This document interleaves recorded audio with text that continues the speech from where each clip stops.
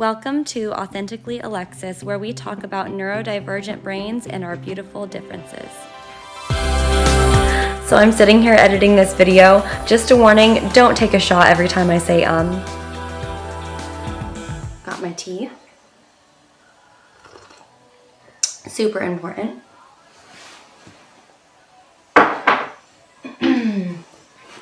Another essential for filming videos. My kitty. You can kind of see him. This is one of my kitties, Loki. This is something else. You might hear kind of this, like, the sound of these beans jiggling around. This is one of my sensory things. It brings me a lot of comfort. It's weighted, it smells good, it has essential oils in it, and it's heat. I really like heat. I heat it up in the microwave and I just lay it across my lap for some extra sensory calming sensations. So if you see me looking down a lot, it's because sometimes my working memory fails me and I do a lot better if I have some notes to look down on. So I have my iPad here. Okay, hi, my name is Alexis and welcome to my new channel, Authentically Alexis. So this channel is essentially going to be a diary catalog of my experience as a neurodivergent woman, friend, wife, and mother. I hope that this channel can kind of build a community, like over everything else. I want to build a community of like-minded people so we can share our experiences and feel supported. I know that when I first found out some of my diagnoses, I immediately went to YouTube and other social media platforms to see if my experiences kind of aligned with others. So I want to start with a disclaimer that I'm not a medical professional. I'm not a psychiatrist. I don't have any certifications or training in what I'm going to be saying. What I do have is my own lived experience with being on the autism spectrum and having ADHD. So there's the disclaimer. So I guess I'll just start by telling you a little bit about me. As you may notice, I may not be looking straight ahead at the camera. I think this is where I'm supposed to be looking. I might be looking at myself in the viewfinder here or down a lot at my iPad. Sometimes eye contact can be really hard for me. That's an autism thing. It makes me feel really uncomfortable and it can also like completely distract me. If I'm looking at someone's eyes and I'm trying to get a point across, I can completely like fall off my point and go off on other tangents. So I know it's not eye contact, but when there's a camera pointing directly in your face, it can kind of feel like that. So here's a little bit about me. I am 24. I'm going to be 25 this year. I'm married and my husband and I have been together for 8 years this July. We have 4 kids together. I have a 13-year-old stepdaughter, a 6-year-old son, a almost 4-year-old daughter, and a 1-year-old son. So what my diagnoses are, I have other ones too, but the 2 main ones that kind of affect me in my day-to-day life and that I'm going to be focusing on in this channel are ADHD and autism. I only learned that I had autism around the age of 22, so just a couple years ago. My ADHD diagnosis was given to me in school at about between 1st and 3rd grade. I think it was either 1st or 2nd though. So the first time that that autism was brought to my attention was when my therapist I was about 16-ish, 16, 17.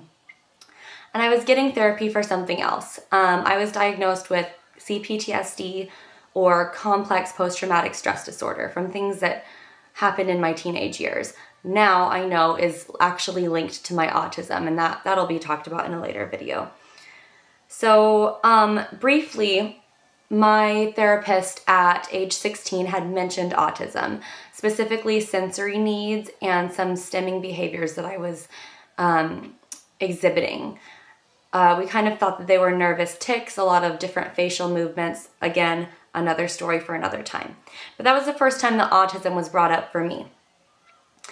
I knew nothing about autism and I had bigger struggles that I was focusing on at the time that I needed a lot of help for. And so I just kind of forgot it and moved on. Then around the age of 21, I was getting theta brainwave therapy for my complex post-traumatic stress disorder, and my therapist told me that she was almost certain that I'm autistic. I actually was so taken aback and offended that I fired her as my therapist and never went back. So that just goes to show how narrow of a perception I had on what autism really is. And I apologize for my voice. It's a little raspy still. I just got over being sick. So I was so offended and so just baffled about how this professional could be so wrong. Like, I had no idea, no perception of how autism could present, specifically in females. And I'll get to that later. So basically, all the perception that I had of autism was what I had observed from a level 3 autistic boy I had went to school with, as well as an adolescent male autistic cousin that I have. They have pretty high support needs in comparison to me. I have level 1 autism. So, and unfortunately, the vast majority of the population has the same perception of autism, right? So when a lot of people think about what autism looks like is a little boy in the grocery store having a meltdown. It may look like having temper tantrums. It may look like intense stimming that is very easily observed by others, like hand flapping, spinning, making repetitive noises. So I had no idea. I had no idea what she was talking about. Why could I be autistic? So autism in women and girls is kind of now being widely broadcasted throughout social media and the internet. And that's because they used to believe that autism was only for boys, specifically adolescent boys. There was no narrative of what autism looks like when presented from a female. And now it's this big Pandora's box of information is being opened up. There's a lot of neurodivergent. This doesn't just go for autism, by the way. This goes for other neurodivergent traits like ADHD. It's a whole thing. But autism specifically was believed to never show up in women. So then once science kind of caught up with itself and more studies came out, we realized that women and girls could be autistic as well as boys. But it was still thought to be very rare, and the ratio of boys to girls was 8-1. So out of every 8 boys, there was thought to be 1 autistic girl in that group. Then the ratio was changed to a 5-1, and now today it's 3-1. And I personally predict that gap is going to even get shorter over time, because we're starting to really learn about what autism looks like in females. So that's essentially how I slipped through the cracks and how I didn't get my diagnosis until later on in life as an adult, until I had been told twice that I could be autistic. And then I came across some videos of a woman detailing her experience with autism, brought it up to my doctor, and ultimately got my diagnosis. And it has changed my whole life. So if you're interested in hearing any more about my specific experience, I can certainly do more videos on that. I know it gave me a lot of comfort when I was first diagnosed to hear other females talk about their experience living a life of being autistic and then not finding out until adulthood. So I can definitely do that if you guys would like, because maybe you guys can relate and resonate with my experiences. I've found that kind of sense of community and camaraderie has been something that I personally have been so grateful for since learning of my autism. So, learning about my autism and receiving my diagnosis has been one of the greatest moments of validation, self-realization, and it was kind of a genuine aha moment to me. Everything finally made sense. Yes, there's some hard things that come with learning that you're autistic. It can be a shock. And there's a lot of learning that you can do. And so it can feel really overwhelming. But the overwhelming feeling after being diagnosed and knowing that I'm autistic now has been gratitude. I finally allowed myself to be myself. I've kind of taken the mask off. Masking is another reason why I wasn't diagnosed until adulthood. I can go, into that on another video, but masking is essentially like compensating and assimilating and like copying your peers, other people around you, to learn how to act and hide your autism. So, but now I've kind of like been able to put the puzzle pieces together, right?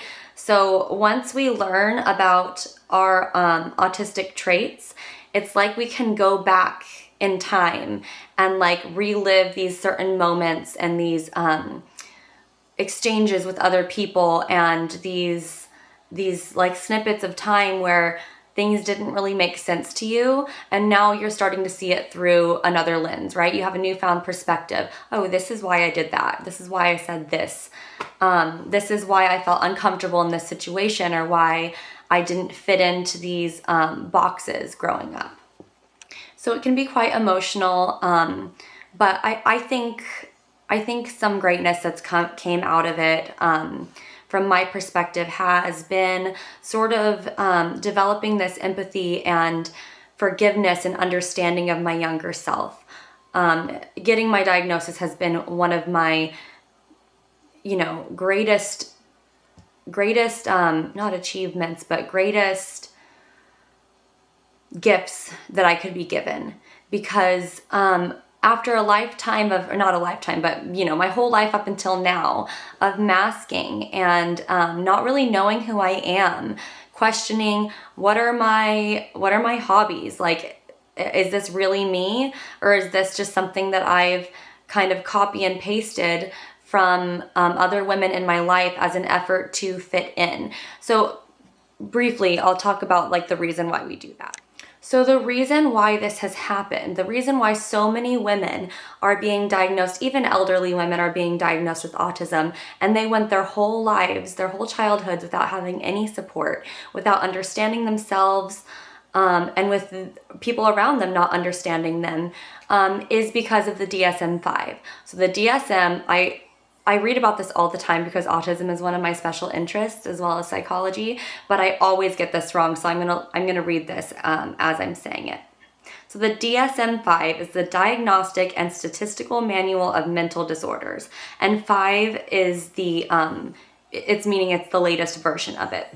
The DSM-5 criteria is the diagnostic criteria for autism is based on one demographic, and that's white adolescent males. So people of other ethnicities and females, we might not match up with the same diagnostic criteria as a white adolescent male. It presents differently. So perhaps as a child, your parents were noticing some differences, or your school was, and you were assessed for autism and wrongly not given a diagnosis because your experience and your traits didn't align with what the DSM-5 had, because you weren't a white adolescent male. Or perhaps your presentation wasn't something to raise concern or to investigate further, because people had no basis except for what was in the DSM-5. And I'm hoping that that's going to be changing soon.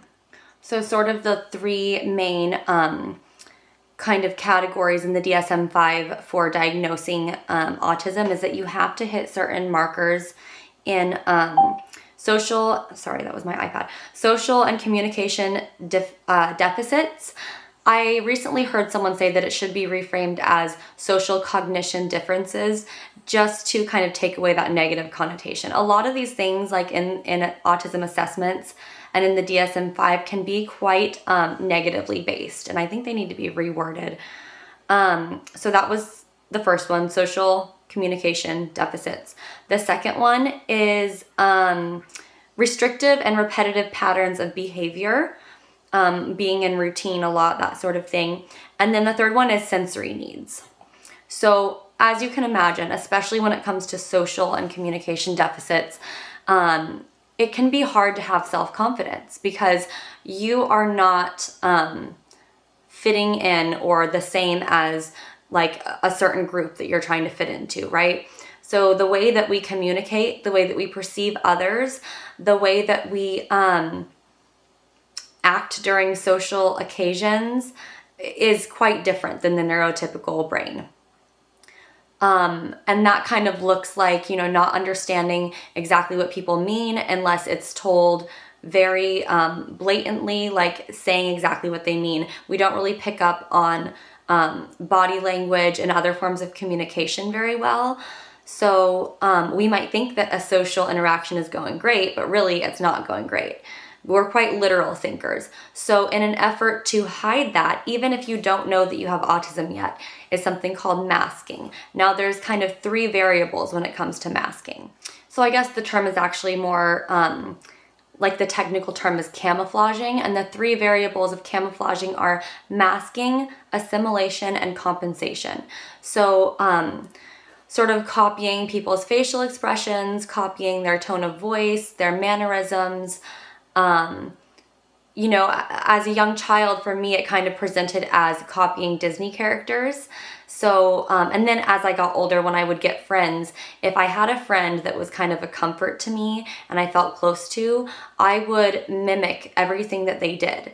So as I am today, I feel like I'm becoming my more authentic self, and that's what this whole channel is about, right?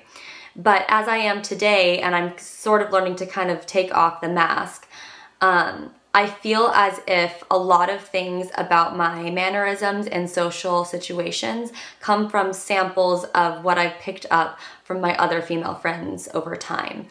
So I'm gonna stop there because autism is one of my special interests and I can just info dump and go on and on. But what I'd like to do from here on out is to make more specific videos on these topics, like masking, to mask or not to mask, the traits of autism in females. I can do some videos on ADHD. So if you're interested in learning more about these neurodivergent traits from a neurodivergent female, please subscribe and leave me a comment and like this video. I'd like it to get some more traction. And if you have any ideas of videos that you'd like to see here on this channel, put them down in the comments, because I'm going to be starting a note in my notes app on my iPhone of some videos that I kind of liked to watch when I first got my diagnosis. But I'm certainly open to suggestions. So again, thank you for watching this video, and I hope to put out another one really soon.